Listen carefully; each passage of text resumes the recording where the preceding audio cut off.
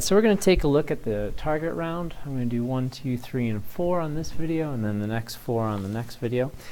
This is a target round chapter of 2014. So here we go.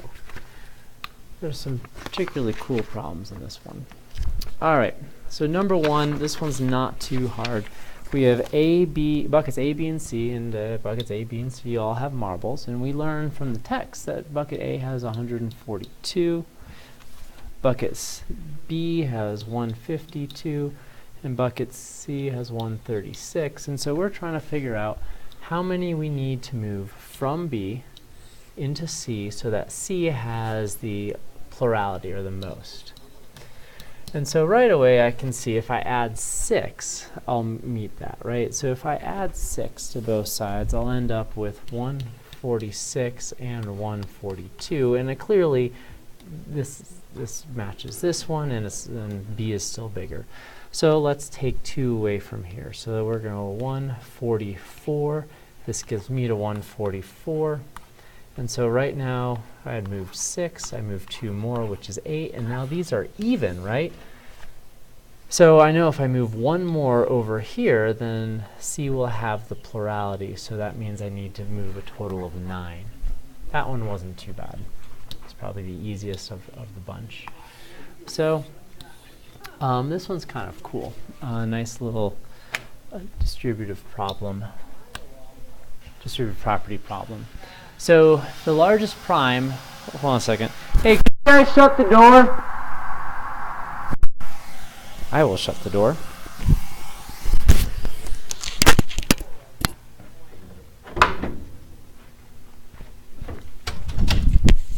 Got a Promethean board, but they're drilling into it, into the wall, which is kind of loud. Sorry about that. Okay, so what is the largest prime that divides into both 20 factorial plus 20, or 14 factorial, and 20 factorial minus 14 factorial. So at first this is kind of hard to see, but well, not really. I mean, you kind of look at this and you know the answer is going to be 13 just looking at this, because of this, the smallest prime in 14 factorial is going to be 13. But to prove that, I know that 20 factorial is equal to 20 times 19 times 18 times 17 times 16 times 15 times 14 factorial, and I'm adding 14 factorial. Notice how we share a factor of 14 factorial. So that means this whole thing, this whole expression right here, can be written as 14 factorial times 20 times 19 times 18 times 17 times 16 times 15 plus 1, because 14 factorial divided by 14 factorial is 1. Well, using the same logic, I can express this second term, or the second number, as 14 factorial times 20 times 19 dot dot dot dot minus 1. So what do both of these share? Well, they both share this 14 factorial. And as I said earlier, what is the largest prime that we know goes into 14 factorial? Well, it's 13. And that's it. All right, 3 and 4. How many distinguishable ways can 4 letters in the word 9 be arranged? Well, this is kind of a problem that has a quick answer. You know that you have 1, 2, 3, 4, so that's going to be 4 factorial ways of doing it, but the ends are indistinguishable, right? And so since the ends are indistinguishable, we have to throw out half of those varieties, because we can flip-flop those ends, right? So we end up with 4 factorial over 2 factorial, which is going to be equal to 12. 4 times 3. So this is just 12. Incidentally, like if you had Mississippi, M-I-S-S-I-S-S-I-P-P-I, 1, 2, 3, 4, 5, 6, 7, 8, 9, 10, 11. So that's 11 factorial divided by 1, 2, 3, 4 factorial, because of the i's, because those all can be rotated. 2, 3, 4 factorial for the s's, and 2 factorial for the p's. So that's just a quick little trick you can do for those types of problems. All right. Number 4. All right, so this is the first problem that actually takes any amount of time. And so to save time, I'm not going to use the calculator. I'm just going to go ahead and write the numbers that from when I did the problem on my own. All right, so we're trying to figure out how many times are there going to be values in this column that are greater than in here. So in other words, if I only want 10 shirts, would it be cheaper to buy 11 shirts with the discount? So that's what I'm kind of looking at. So first thing I need to do is figure out how much 10 shirts is. So for 10 shirts, I know that is going to be, you know, I'm just going to say this shirt is $100. It's a really, really nice shirt, right, for $100. So 10 shirts would be $1,000. So what is the cost of 11 shirts with a 10% discount, which would be $90, right? So 11 times, I need to turn my page, 11 times 90 is going to be 990. So that's my lowest number.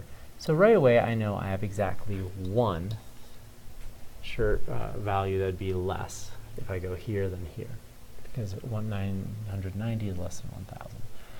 And I know that if I add another, or sorry, if I subtract another shirt, a $100 shirt, I'll be less than this. So that's, I don't need to go any further. And so if I buy 22 shirts, then I'll have 2,500, sorry, 2,250. And so let's see at at 26 shirts, what is my smallest amount of money? So if I buy 26 shirts at a 15% discount, I would do 26 times $85, and I find out that that's $2,210, which is cheaper, right? And if I buy one less shirt, I would subtract $90 from this, and if I subtract 90 from here, I get less than that. So therefore, there's only one price, $25, that would be more than the $26 here. And so the range of this category, it goes to 50, is going to be 50 times 85, because the original price is 100 minus 15% is 85. I get a grand total of $4,250. Okay, let's see what my minimum cost is at 51 shirts. So at 51 shirts times $80, because it's 20% off my 100, I get $4,080, which is considerably less here, right? So I need to subtract 90 from this, right? And so when I subtract 90 from this value, I get 4,165. And now I know if I subtract 90 from this, I'll be less than this minimum value in this category. So that had 2 shirts that were cheaper. As 51 shirts is cheaper than 49 shirts or 50 shirts. All right, and so this range goes from $4,080 all the way to $8,000. That would be 100 shirts at $80 a pop. And so let's look over here. So this is 101 to 250, and my minimum value in this category times 70 is 7. Now this is a fairly substantial difference. So what I really would like to do is I need to figure out that range, right? So I go 8,000 minus my 7,700, and I get 1,010, and I'm going to divide it by the $80 per shirt in this one, right? Because I'm subtracting $80 per shirt here, and I'm going to get an answer that's approximately 12 shirts. Because I don't want to keep going individually. I mean, that's going to take bloody forever, right? And so we know that we have 12 varieties of this that are cheaper than the smallest tier. And then finally, for this one, for 200, so more than 250, more than 251, 251 times $65 for a shirt, and that gets us 16,315. That means I need to find the lower range here, which is going to be $17,500. And so let's subtract. So 1750, sorry, you know what I mean, minus 16,315. That gets us 1185. And so let's divide it by my $70 per shirt in this category. And I'm going to get an answer that's approximately 17 shirts. And so now I add these together and I get 33. And that's it.